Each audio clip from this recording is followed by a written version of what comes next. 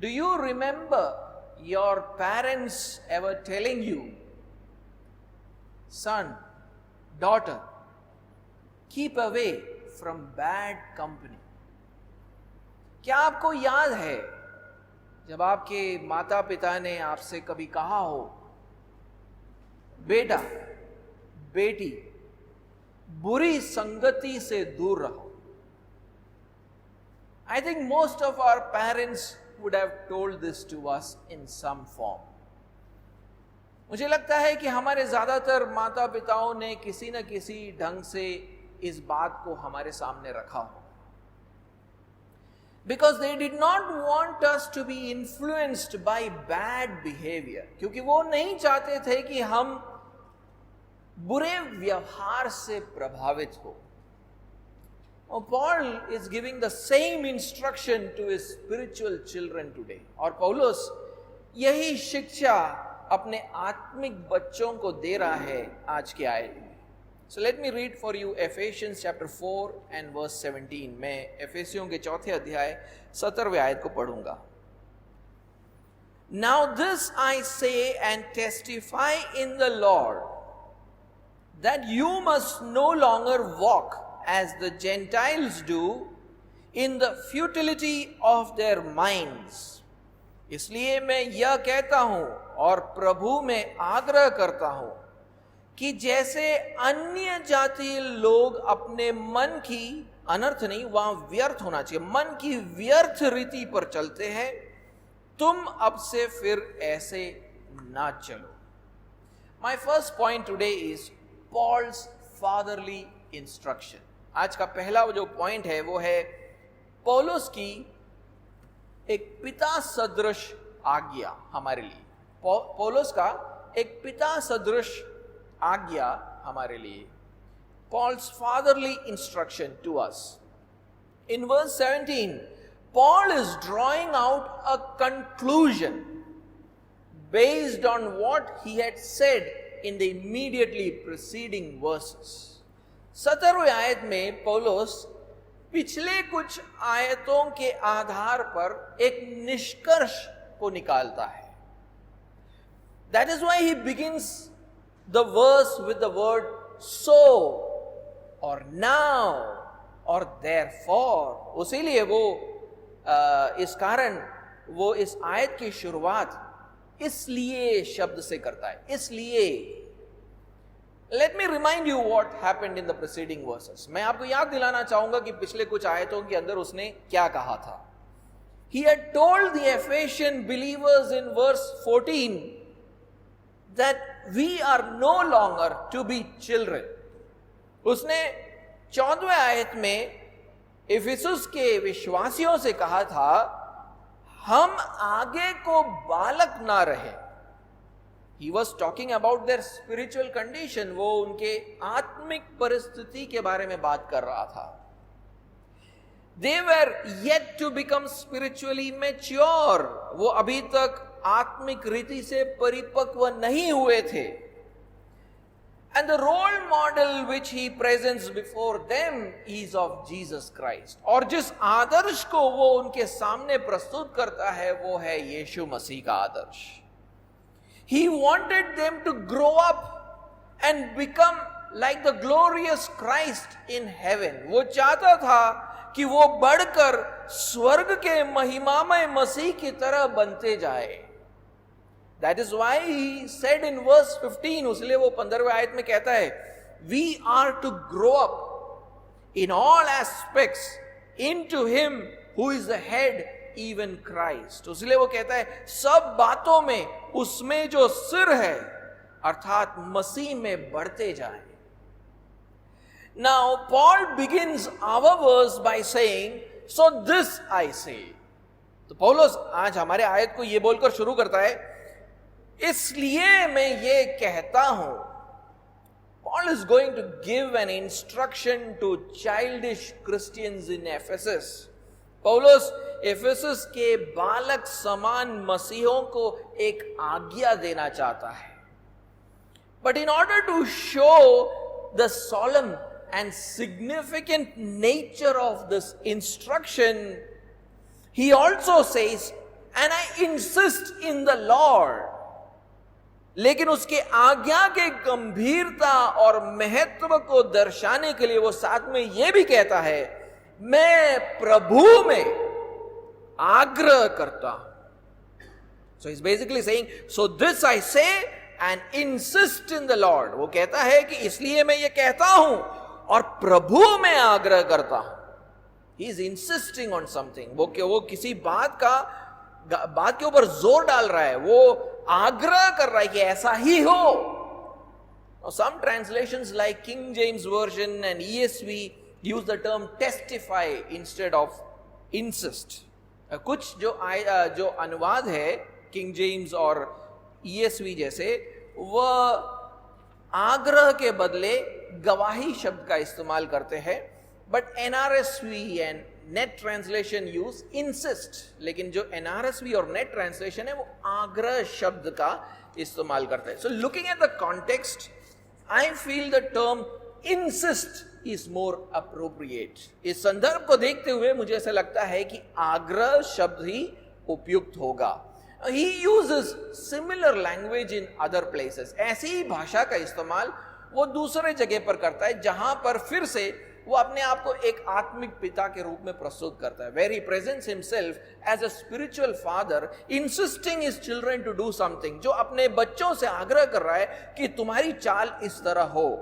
Let me turn your attention to 1 Thessalonians. मैं चाहता हूं कि आप अपने ध्यान को पहले थेसलोनिका के दूसरे अध्याय 1 Thessalonians chapter 2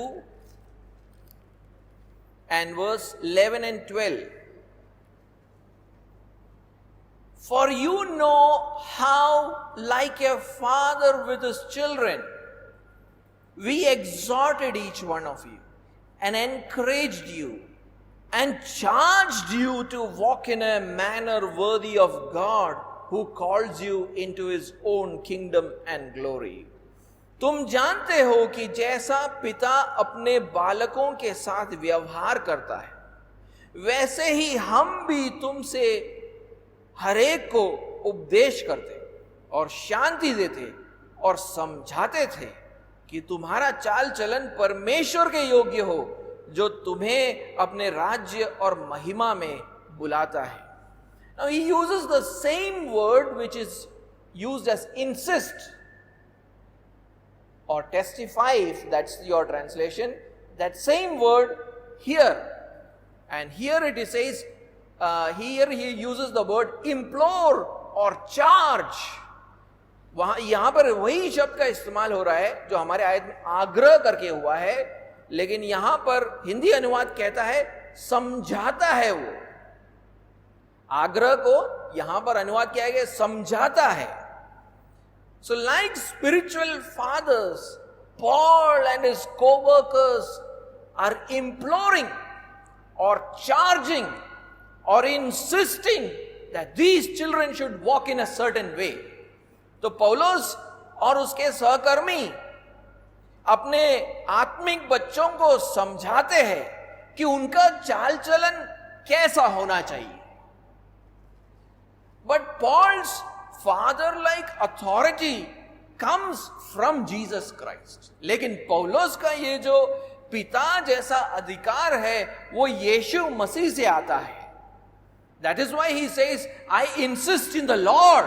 इसीलिए वो कहता है प्रभु में मैं ये आग्रह करता हूं. The Ephesians might remember how Paul had introduced himself in the very first verse of the book. शायद एफेसस के लोग याद करेंगे कि कैसे पौलुस ने इस पत्र को शुरू किया था. उसका पहले आयत में he had said, Paul, an apostle of Christ Jesus. उसने कहा था पौलुस की ओर से जो यीशु मसीह का प्रेरित है.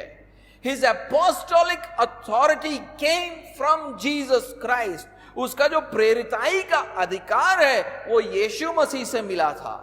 He was an authoritative messenger of Jesus Christ. वो यीशु मसीह का आधिकारिक दूत था. And therefore we should take very seriously what he is going to say. इसलिए वो जो कह रहा है उसको हमें बड़े गंभीरता के साथ लेना है, क्योंकि ये संदेश उसके ओर से नहीं प्रभु यीशु मसीह की ओर से, because the message is not just coming from Paul, but it is coming from our Lord Jesus Christ. There is a lesson for all of us here. यहां पर हम सब के लिए एक सीख है. There are many leaders in the church. कलीसिया के अंदर बहुत से अगुवे होते हैं. Like spiritual fathers, they give instruction on various matters. और आत्मिक पिताओं के जैसे वो अलग अलग विषयों के ऊपर आज्ञाएं देते हैं. That does not mean that all their instructions are authoritative. लेकिन उसका मतलब ये नहीं कि वो जो कुछ भी बोलते हैं वो सब आधिकारिक है. Only if that instruction is from Jesus, their instruction is authoritative. अगर उनका जो आज्ञा है वो यीशु मसीह की ओर से आता है, वचन से आता है, तब वो आधिकारिक होता है. Like good spiritual fathers, they are teaching their spiritual children. वो एक अच्छे आत्मिक पिता की तरह वो अपने आत्मिक बच्चों को सिखाते हैं. So I want to tell you, when spiritual leaders, जब आत्मिक अगुवे आपको आकर इंस्ट्रक्शन दे, आपको आकर कुछ आज्ञाएं दे, do not neglect such instruction. ऐसे शिक्षा, ऐसे आज्ञाओं को आप ना नकारे. Do not say who is he to insist on something. ऐसा ना बोले कि ये कौन होता है मुझे समझाने वाला. We must take such instruction very seriously. हमें उनकी आज्ञाओं को बड़े गंभीरता से लेना चाहिए. And at this time, I want to speak especially to the children sitting here. और खासकर इस समय में यहां पर बैठे बच्चों से बात करना चाहूंगा. एशर, कैरन, सुजैन, नाइसा, सिद्धांत, आशीष. Children, if you have godly parents and they give you instruction from the Bible, never take it lightly. बच्चों से मैं ये कहना चाहूंगा कि अगर आपके माता पिता परमेश्वर का भय मानने वाले माता पिता है और वो आपको बाइबल से शिक्षा दे रहे हैं, तो कभी भी उसको हल्के में मत लेना. Take it very seriously. उसको बड़े गंभीरता से लेना. Because God is speaking through them. क्योंकि परमेश्वर उनके द्वारा आपसे बात कर रहा है. Keep that in mind. इसको आप हमेशा याद रखिएगा. जब भी कोई माता पिता बाइबल खोलकर आपको कुछ समझाता है या बाइबल में से कुछ भी आपको समझाए, बड़े गंभीरता से उसको लीजिए. Whenever a parent opens a Bible and teaches you something, take it very seriously, because the message is not just from your parents, it is from the Lord. क्योंकि वो संदेश जो है वो सिर्फ तुम्हारे माता पिता से नहीं, लेकिन वो प्रभु यीशु मसीह की ओर से एक संदेश है आपके लिए. Keep that in mind. इस बात को आप हमेशा याद रखिएगा. My second point today, आज का दूसरा जो पॉइंट है, Do not live like the Gentiles. अन्य जातियों की तरह आप ना जिए. अन्य जातियों जैसे ना जियो. Coming back to our verse, हमारे आयत में वापस आएंगे. What is Paul's fatherly instruction to us? हमारे लिए पौलोस का पिता सदृश आज्ञा क्या है? He says in verse 17 that you walk no longer as the Gentiles also walk. वो 17वें आयत में कहता है, जैसे अन्य जाति चलते हैं तुम फिर ऐसे ना चलो. There is an important word there, Gentiles. वहां पर एक महत्वपूर्ण शब्द है, अन्य जाति. When Paul was writing, Gentiles meant, the meaning of the word Gentiles was all the non-Jewish races. अन्य जाति, जब पौलुस लिख रहा था तो अन्य जाति जो शब्द है उसका मतलब है वो सारी जातियां जो गैर यहूदी है. जो भी जाति गैर यहूदी है वो अन्य जाति है. Who did not know the God of Israel, जो इज़राइल के परमेश्वर को नहीं जानते थे. The Ephesians to whom he is writing is also a non-Jewish race. जिन एफेसियों को वो पत्र लिख रहा था वो भी ऐसे ही एक गैर यहूदी जाति थे. And some of them came to know the God of Israel through faith in Jesus Christ. और उनमें से कुछ लोग यीशु मसीह पर विश्वास करने के द्वारा इज़राइल के परमेश्वर को जान लेते हैं. But even though they had become believers, racially they were still Gentiles. भले उन्होंने विश्वास तो कर लिया, लेकिन जाति में तो वो फिर भी अन्य जाति थे. That is why in Ephesians chapter 2 and verse 11, Paul calls them that you are Gentiles in the flesh. इसीलिए एफेसियों के दूसरे अध्याय 11वें आयत में पौलुस कहता है कि शारीरिक रीति से अन्य जाति होते. And they continued to live after they came to faith. They continued to live among the non-believing Gentiles. और वो विश्वास में आने के बाद भी वो अविश्वासी अन्य जातियों के बीच में रहते थे. So when Paul tells the Ephesians, no longer walk as the Gentiles also walk. तो जब पौलुस एफेसियों को कहता है कि जैसे अन्य जाति चलते हैं तुम फिर ऐसे ना चलो, he is telling those believing Gentiles that their life should no longer be like the life of the non-believing Gentiles. वो कह रहा है, वो इन विश्वासी अन्य जातियों से कह रहा है कि उनका जीवन फिर से अविश्वासी अन्य जातियों की तरह नहीं होना चाहिए. That word walk, वहां पर जो शब्द का इस्तेमाल किया गया है, चलते हो या चलना, it means how you live your life, your conduct. चलने का मतलब है कि तुम अपना जीवन कैसे जीते हो. चलने का मतलब वो है तुम अपना जीवन कैसे जी रहे हो, उनका व्यवहार कैसा है. Why does Paul tell this to these Gentile believers? पौलुस इस बात को इन अन्य जाति से आए विश्वासियों से क्यों कहता है? Because believing Gentiles who live like non-believing Gentiles are like children who are not growing. वो क्योंकि विश्वासी अन्य जाति जो अभी भी अविश्वासी अन्य जातियों की तरह रहते हैं, वो उन बच्चों के समान है जो बढ़ नहीं रहे. They believed in Jesus Christ, but there was no change in their lifestyle. वो यीशु पर विश्वास तो करते हैं, लेकिन उनके जीवन शैली में कोई परिवर्तन नहीं है. They are Christians without any spiritual growth. वो ऐसे मसीह हैं जिनमें कोई आत्मिक बढ़ोतरी दिख नहीं रहा है. That is why in verse 14 he had said, we are no longer to be children. उसलिए 4वीं आयत में उसने कहा था हम आगे को बालक ना रहे. And now here in verse 17 he says, no longer walk as Gentiles also walk. उसलिए अभी वो आकर 17वें आयत में बोलता है अन्य जाति जैसे चलते हैं तुम फिर ऐसे ना चलो. In both places he uses the same phrase, no longer, no longer. दोनों जगहों पर वो एक ही तरह का भाषा इस्तेमाल करता है, प्रयोग करता है. पहले कहता है आगे को ऐसा ना रहना, आगे को बच्चों के समान ना रहना. अब बोलता है कि अब अन्य जातियों की तरह मत रहना.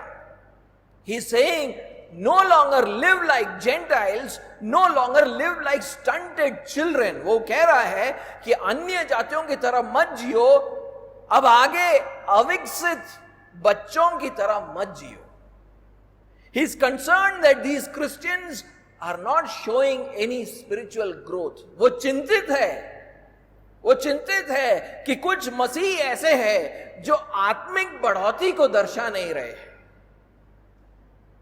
So according to Paul, how do the non-believing Gentiles live? तो पौलुस के अनुसार अविश्वासी अन्य जाति कैसे अपना जीवन बिताते हैं? The answer is given in our verse. उत्तर हमारी आयत में दिया गया है. Paul says, they live in the futility of their mind. पौलुस कहता है वो अपने मन के व्यर्थ रीति पर जीते हैं। अनर्थ नहीं, व्यर्थ होना चाहिए वहां पर, व्यर्थ रीति पर, मन के व्यर्थ रीति पर जीते हैं। What does Paul mean by that phrase? Futility of their mind. पौलुस वो जो पद का इस्तेमाल करता है, मन की व्यर्थ रीति, इसका क्या मतलब है, वो क्या कहना चाहता है? We need to understand this term, futility. हमें ये जो शब्द है व्यर्थ, उसको समझने की जरूरत है। The word futility means uselessness. The word futility means uselessness. व्यर्थ शब्द का मतलब है निकम्मापन। The word futility is used in Romans chapter 8 verse 20 and 21. ये जो शब्द है व्यर्थ, इसका इस्तेमाल रोमियो के 8वें अध्याय 20 और 21 में किया गया है। एक बार उसको पढ़े।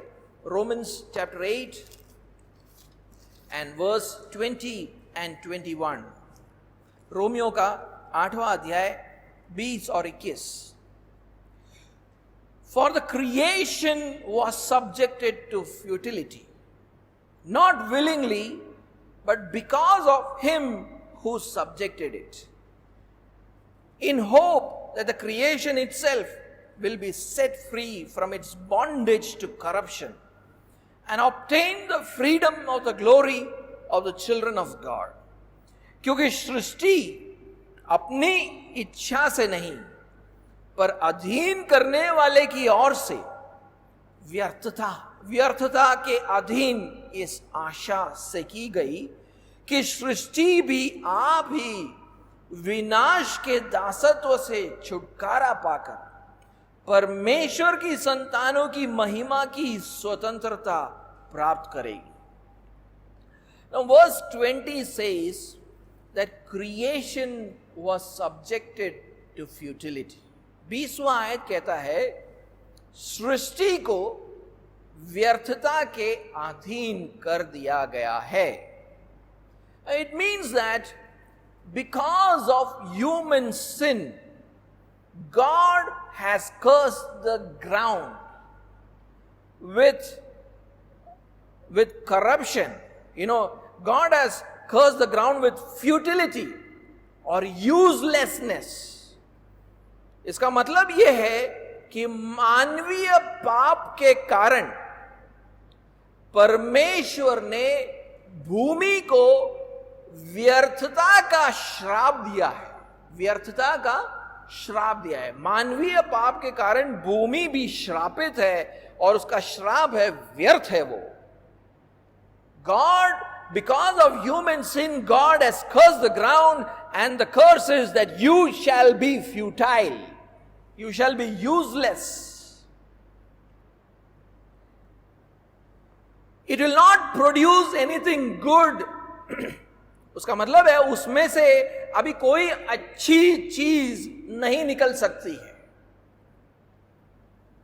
Everything it produces will be corrupted in some way. जो कुछ भी वो उपजेगा वो किसी ना किसी तरह भ्रष्ट होगा। किसी ना किसी तरह भूमि जो भी उपजेगा वो भ्रष्ट होगा। That is why in verse 21 it says that creation is in slavery to corruption. उसलिए 21वें आयत में वो लिखता है सृष्टि भ्रष्टता अथवा विनाश के दासत्व में है।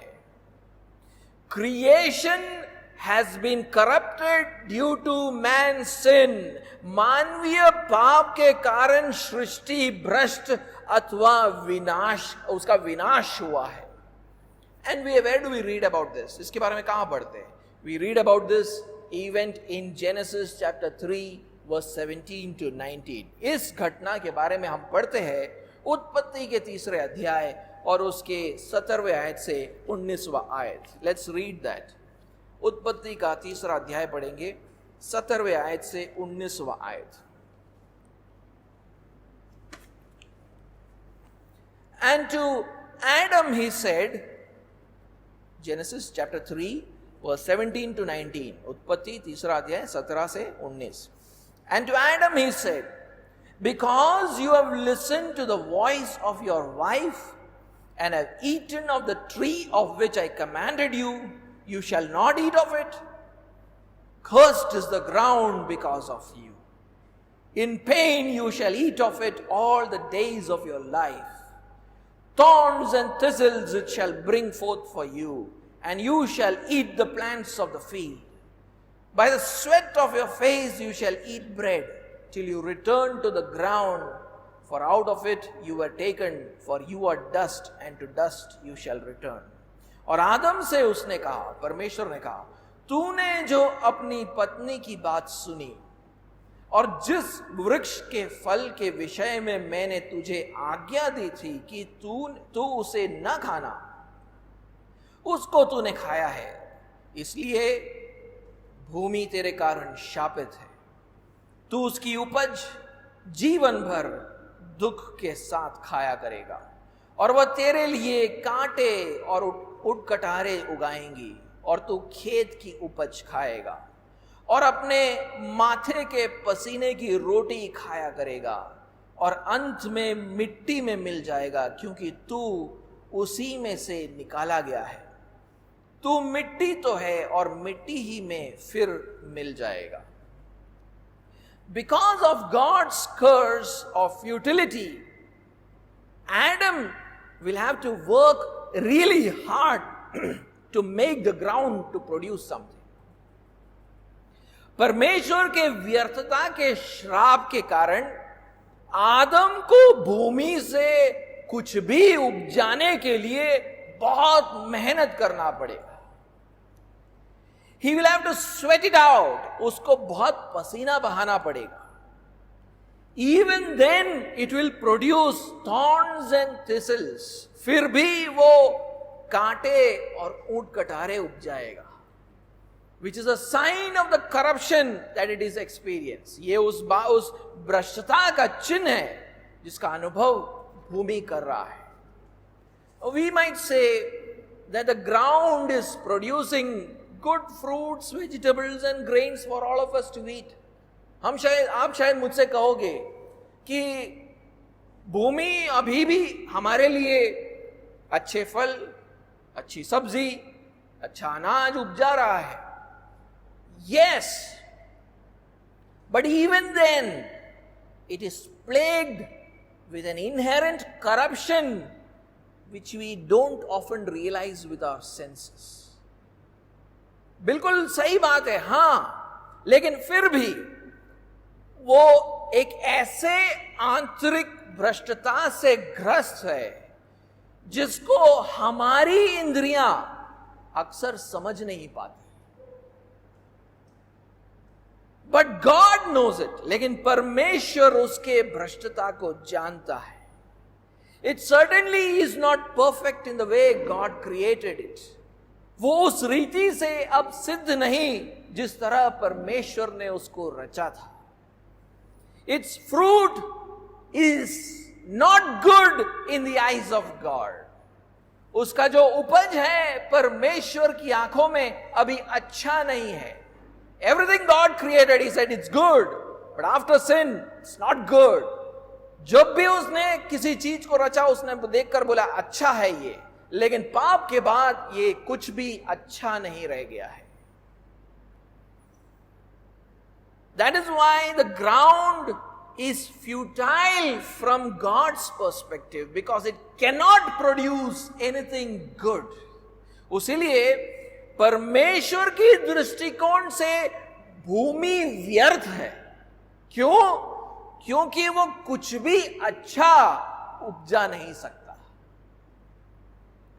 This does not mean that the futility of the ground is having no effect on us today. इसका मतलब ये नहीं है कि भूमि के भ्रष्टता उसके खराब हो जाने से हमारे ऊपर कोई फर्क नहीं पड़ रहा है. According to some information I found online, मैंने कुछ जो information online मैंने पाया, it says that 52% of agricultural soil is already degraded. कहते हैं कि कृषि में उपयोग होने वाली 52% मिट्टी खराब हो चुकी है। 2 billion people are suffering from nutritional deficiencies. 2 अरब लोग पोषण संबंधी अभाव से पीड़ित है इसके कारण।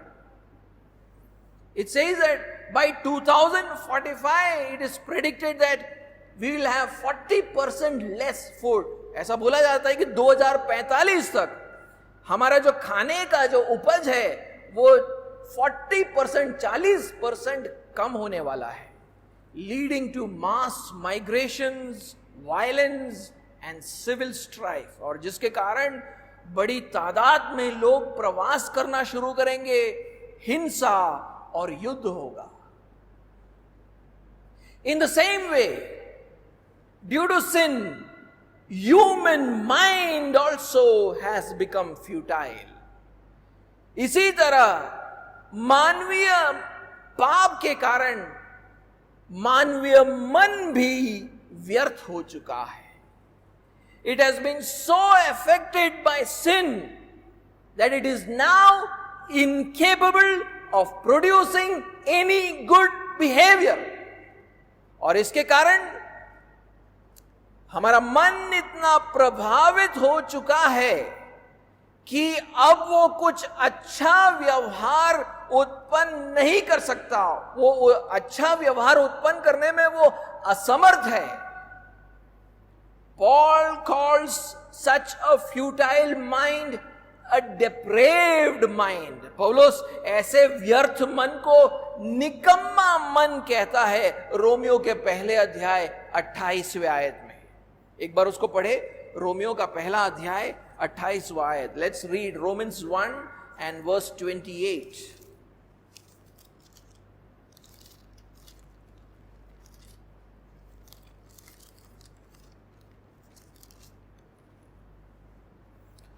रोमियो का पहला अध्याय 28वां आयत। And since they did not see fit, it's talking about humanity, and since they did not see fit to acknowledge God, God gave them up to a debased or a depraved mind to do what ought not to be done.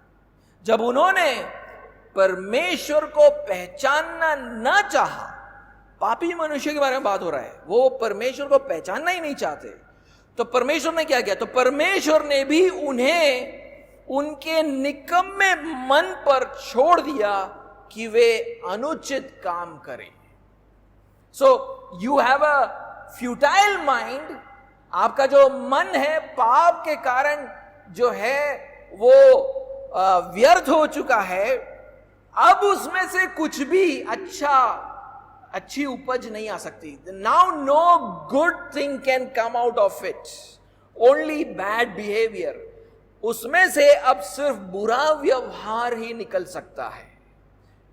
Read in verse 29 to 31 what such a mind produces. 29 आयत से 31 आयत में पढ़कर देखिए कि ऐसा एक मन क्या उग जाता है। It says they were field with all manner of unrighteousness, evil, covetousness, malice. They are full of envy, murder, strife, deceit, maliciousness. They are gossips, slanderers, haters of God, insolent, haughty, boastful, inventors of evil, disobedient to parents, foolish, faithless, heartless, ruthless.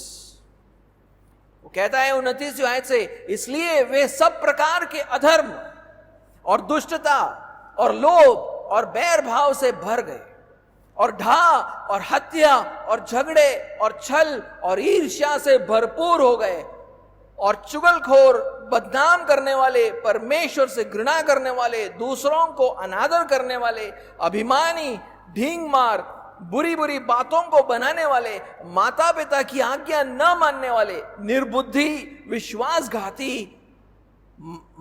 माया रहित और निर्दय हो गए।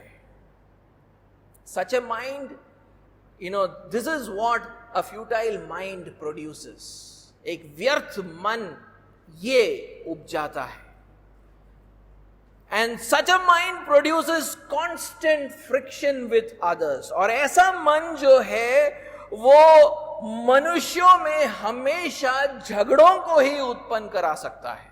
Read 1 Timothy chapter 6 and verse 5. पहला तिमोथियुस के 6वें अध्याय और उसके 5वें आयत को एक बार पढ़े. पहला तिमोथियुस 6वां अध्याय और उसके 5वें आयत को. 1 Timothy chapter 6 and verse 5. Okay. And constant friction among people who are depraved in mind. See that? उन मनुष्यों में व्यर्थ रगड़े झगड़े उत्पन्न होते हैं जिनकी बुद्धि बिगड़ गई है. जिनकी बुद्धि बिगड़ गई है. तो ऐसा मन जो है सिर्फ झगड़ों को उत्पन्न कर सकता है. Such a mind can produce only friction with other human beings. And such a mind always opposes the truth. और ऐसा मन हमेशा सत्य का विरोध करता है.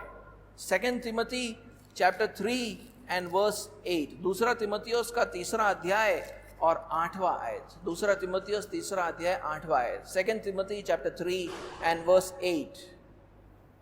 Just as Jannes and Jambres opposed Moses, so these men also oppose the truth. Men corrupted in mind and disqualified regarding the faith. जैसे यनेस और यम्ब्रेस के ने मूसा का विरोध किया था, वैसे ही ये भी सत्य का विरोध करते हैं. ये ऐसे मनुष्य है जिनकी बुद्धि भ्रष्ट हो गई है और वे विश्वास के विषय में निकम्मे हैं. See that? So like the futile ground which cannot produce anything good, the futile mind cannot produce any good behavior. तो उस व्यर्थ भूमि की तरह जो कभी भी कोई अच्छी बात उपजा नहीं सकती, वैसे ही व्यर्थ मन अच्छे व्यवहार को नहीं उपजा सकता है. That is why Paul says in our verse that the Gentile unbelievers walk in the futility of their mind. इसलिए पौलुस हमारे आयत में कहता है अविश्वासी अन्य जाति अपने मन की व्यर्थ रीति पर चलते हैं. We might say there are a lot of unbelievers I know who have a very good behavior. अब शायद आप मुझसे कह सकेंगे कि मैं ऐसे बहुत सारे अविश्वासियों को जानता हूं जिनका व्यवहार बहुत अच्छा है. Like I said earlier, there is an inherent corruption which we don't often see we are not able to perceive with our senses. इनके एक आंतरिक जो भ्रष्टता होती है अविश्वासियों में, उसको हम अक्सर अपने इंद्रियों से पहचान नहीं पाते हैं. But God knows it. लेकिन परमेश्वर जानता है. An unbelieving mind therefore cannot please God in any way. उसीलिए एक अविश्वासी मन कभी भी परमेश्वर को प्रसन्न नहीं कर सकता है. That is why Paul says in Romans chapter 14 and verse 23, whatever is not from faith is sin. उसीलिए पौलुस रोमियो के 14वें अध्याय 23वें आयत में बोलता है जो कुछ विश्वास से नहीं वो पाप है. यानी अविश्वासियों के अच्छे कार्य भी परमेश्वर की आंखों में पाप है. Even the good works of an unbeliever is sin in the eyes of God. We find another example of this in the Gospels. इसी का एक उदाहरण हम सुसमाचार में भी पाते हैं. There was a rich young man who thought there can be good human beings. ऐसा एक धनी नौजवान था जो सोचता था कि मनुष्य अच्छे हो सकते हैं. And he thought that about himself. और वो खुद के बारे में भी ऐसा ही सोचता था. That he was a very good person because he kept all the laws of God. और वो सोचता था क्योंकि मैं सारे परमेश्वर के नियमों को रखता हूं, उसका पालन करता हूं, मैं बहुत अच्छा हूं. He comes and tells Jesus. वो यीशु मसीह से आके कहता है, Good teacher, what shall I do to inherit eternal life? वो कहता है, हे उत्तम गुरु, अनंत जीवन का अधिकारी होने के लिए मैं क्या करूं? वो कह रहा था, देखो मैं तो सब कुछ कर रहा हूं, तो मेरे ख्याल से तो मैं अनंत जीवन में प्रवेश कर ही चुका हूं. He say, I think I am good. I am already good, and I think I am already into eternal life. What more can I do? Jesus questions his wrong assumption. यीशु मसीह उसके गलत धारणा पर प्रश्न चिन्ह खड़ा करता है. He asks him, why do you call me good? No one is good except God alone. यीशु मसीह उससे कहता है, तू मुझे उत्तम क्यों कहता है? कोई उत्तम नहीं, केवल एक, अर्थात परमेश्वर. Every unbeliever has a futile mind and cannot produce good behavior which pleases God. हर अविश्वासी का मन व्यर्थ है और वो अच्छे व्यवहार का उत्पन्न नहीं कर सकता जिससे परमेश्वर प्रसन्न हो. And this was the condition of the Ephesian believers also once upon a time. और एफेसियों के विश्वासियों की परिस्थिति यही थी एक समय पर. That is why Paul had said in Ephesians chapter 2 verse 1 to 2 that they formerly walked in their trespasses and sins. वो कहता है उनसे कि तुम पहले अपने अपराधों और पापों में चलते थे. Let's read that. Ephesians chapter 2 verse 1 and 2. Ephesians chapter 2 verse 1 and 2. एफेसियों का दूसरा अध्याय पहले दो आयत. This is what he is telling the Ephesian believers. ये एफेसियों के विश्वासियों से कह रहा है. And you were dead in the trespasses and sins in which you once walked. वो कहता है कि उसने तुम्हें भी जिलाया जो पहले अपने अपराधों और पापों के कारण मरे हुए थे, जिनमें तुम पहले इस संसार की रीति पर आकाश के अधिकार के हाकिम अर्थात आत्मा के अनुसार चलते थे. So in today's verse Paul talks about walking in the futility of the mind. और आज यहां पर पौलुस हमारे आयत में व्यर्थ रीति पर चलने की बात कर रहा है. बट इन दिस वर्स जिसको अभी हमने पढ़ा, इस आयत को जब हमने पढ़ा, he talks about walking in trespasses and sins. वहां पर वो अपराधों और पापों में चलने की बात कर रहा है. मन की व्यर्थता पे चलते हो, अपराधों और पापों पे चलते हो. You walk in the futility of your mind, you walk in trespasses and sins. What is he saying? What is he trying to say? क्या बोलना चाह रहा है? He's essentially saying that walking in the futility of the mind is equal to walking in trespasses and sins. वो कह रहा है मन की व्यर्थता में चलने का मतलब ही ये है कि तुम अपराधों और पापों में चलते हो. Why? क्यों? Because a futile mind can produce only trespasses and sins. क्योंकि एक व्यर्थ मन सिर्फ अपराधों और पापों को उत्पन्न कर सकता है, कुछ भी और उत्पन्न नहीं कर सकता है. This was the condition of the Ephesian believers. एफेसियों के विश्वासियों की यही परिस्थिति थी. But that is not their condition now. लेकिन अब उनकी परिस्थिति बदल गई है. अब ये उनकी परिस्थिति नहीं है.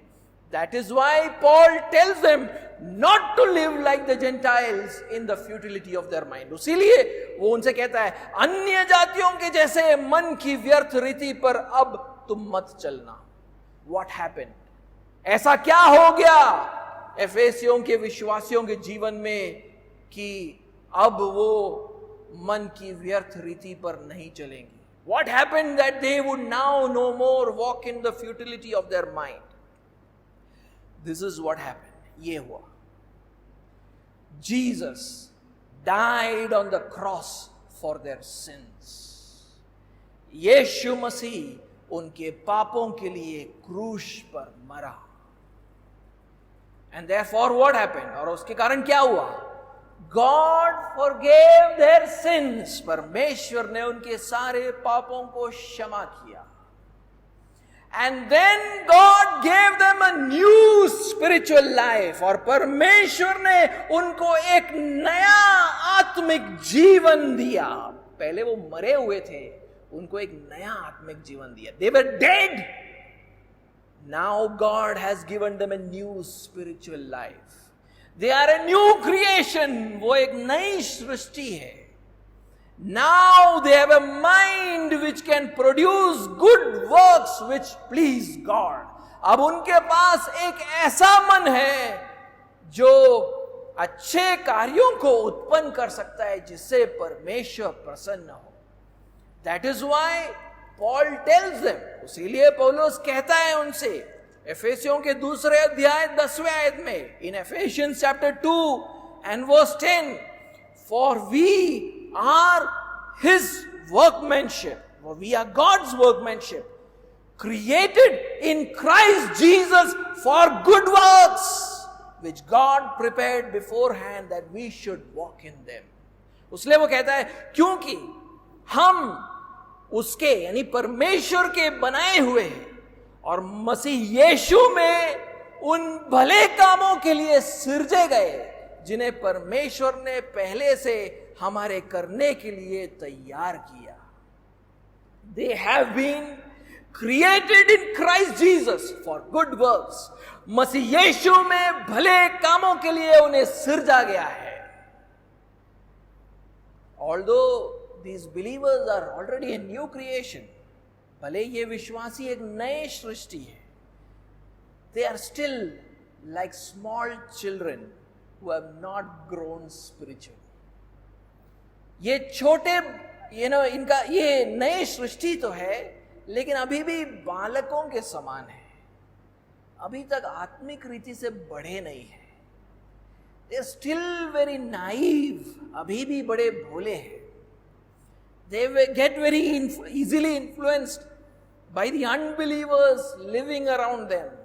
बड़े आसानी से अपने चारों ओर रहने वाले अविश्वासियों से प्रभावित हो जाते हैं.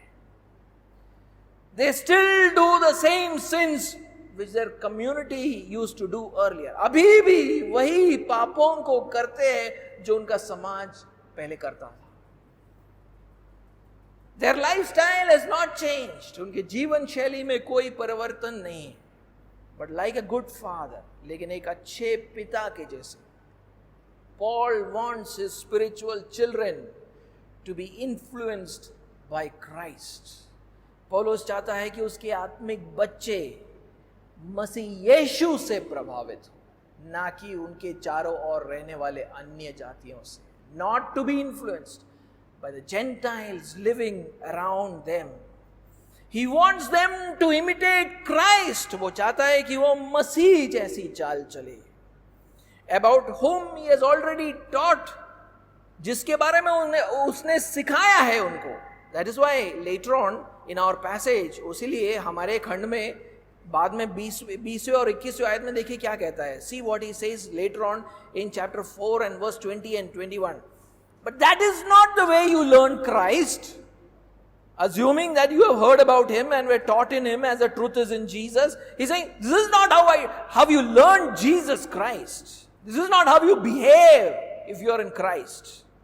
वो कहता है तो पर तुमने मसीह को ऐसी शिक्षा नहीं पाई थी. वो बोल रहा है तुम्हारा व्यवहार देखकर ऐसा लगता ही नहीं है तुमने मसीह को सीखा है, मसीह की शिक्षा पाई है, वरन तुमने सचमुच उसी की सुनी और जैसे यीशु में सत्य है उसी में सिखाए भी गए हो.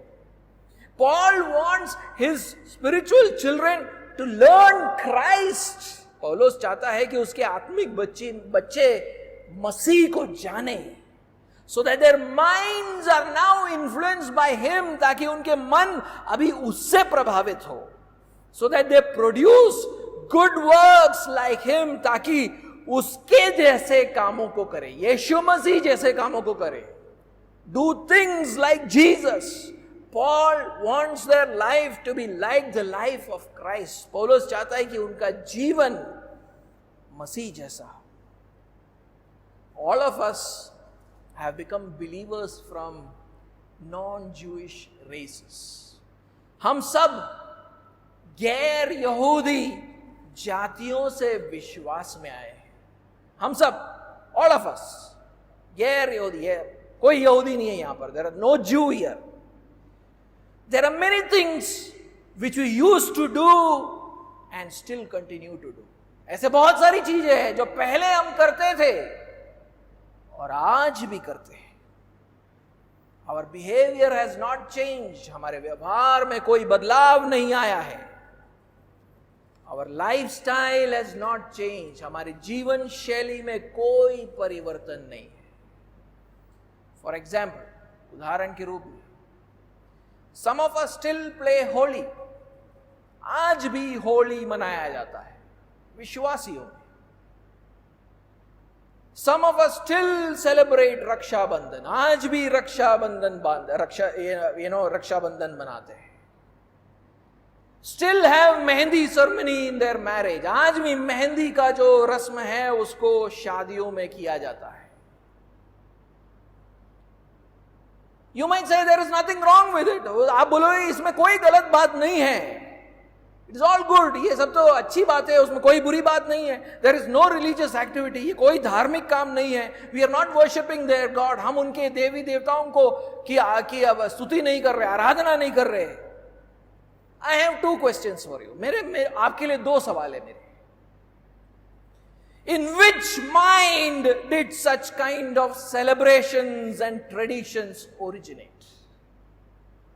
इस प्रकार के उत्सव और रीति रिवाज किस मन में उपजा था?